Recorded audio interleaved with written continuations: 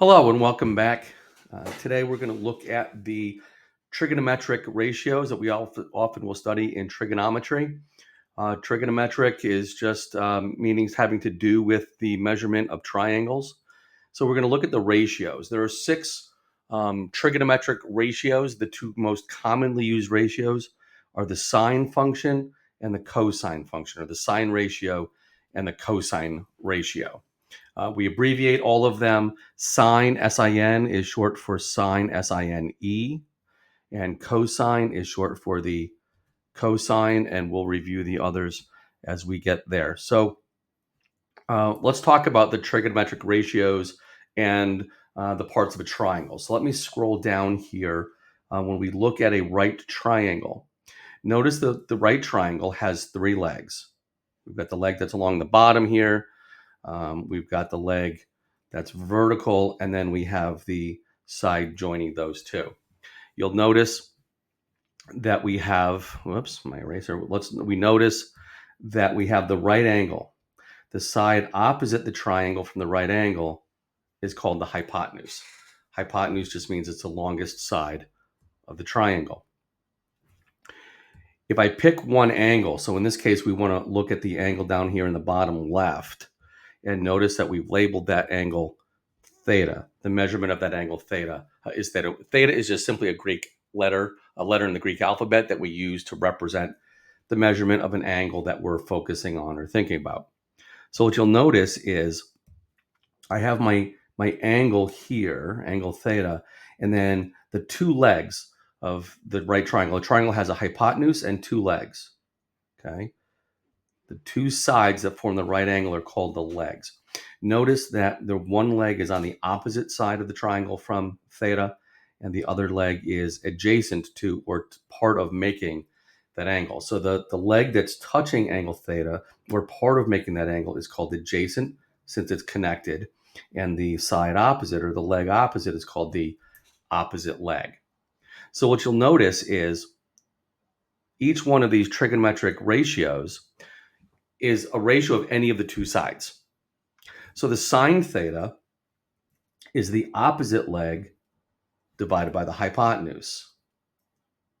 The cosine of that angle theta is going to be the ratio of the adjacent leg divided by the hypotenuse. And again, you'll notice sine is opposite leg over hypotenuse. Cosine is adjacent leg over hypotenuse. Those are the two most commonly used trigonometric ratios. Tangent is the next most commonly used. And you'll notice that tangent, I realize I'm going up and down here. Tangent is the opposite leg divided by the adjacent leg. So that would be the opposite leg divided by the adjacent leg. And that's going to be that ratio. And I'll show you an example in just a couple of moments. The other thing I want to show you is that there are three additional trigonometric functions. There's the secant function, SEC, is short for secant. CSC is the cosecant function, and then COT is the cotangent function. Now, what you'll notice about these three is notice that the cosecant and sine are reciprocals of each other, and I'm going to ask your forgiveness since there's a typo. This should say opposite. I apologize for that. So cosecant is the reciprocal of sine. Those two are reciprocals of each other. In other words, the cosecant of theta, let me fix that, theta. The cosecant of theta is 1 over sine of theta, or it's the reciprocal. You'll notice that the cosine is adjacent over hypotenuse, secant's hypotenuse over adjacent. Again, those two are reciprocals of each other. So we would say that the secant is 1 over cosine. Those are reciprocals. Again, notice that cotangent is adjacent over opposite, where tangent was opposite over adjacent. So again, the cotangent of theta is the reciprocal of tangent, or is 1 over tangent. Okay, so let me just show you just one quick example of how we can set up these ratios. So let's just say that we have a triangle, and this is theta. And so here's our angle theta. And we have a side of 3, a side of 4, and the opposite leg is root 7.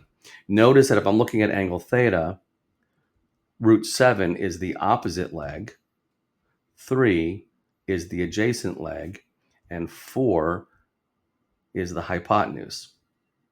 So remember that sine of theta is opposite over hypotenuse. So that's going to be the opposite over the hypotenuse, or the square root of 7. Let me fix that 7. That's going to be the square root of 7 over 4. Cosine is adjacent over hypotenuse.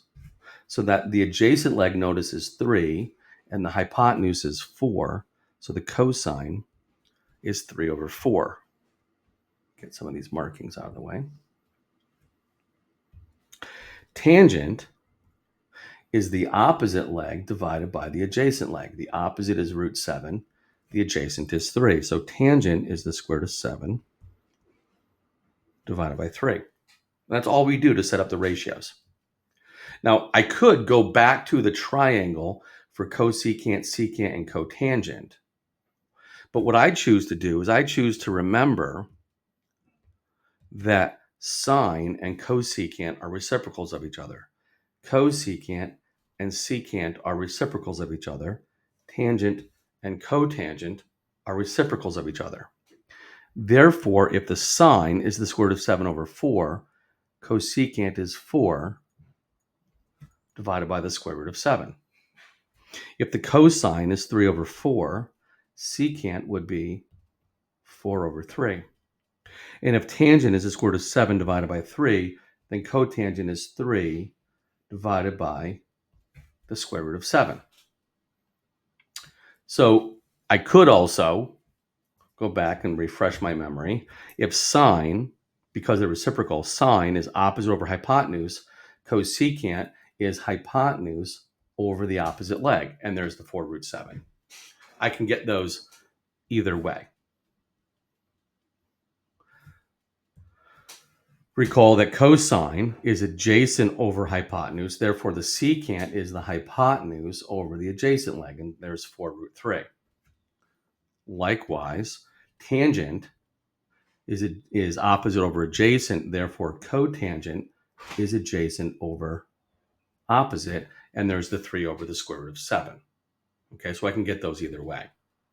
As far as the numbers and leaving that square root in the denominator, I know that there's a difference of opinion these days. Personally, I don't mind leaving the square root or the radical in the denominator nearly as much as I used to. Not to get into it in this video per se, but really the reason back in the day that we would have to rationalize that denominator was because we did all of our divisions by hand using long division. Today, we do that using the calculator, so I'm okay leaving the radical in the denominator.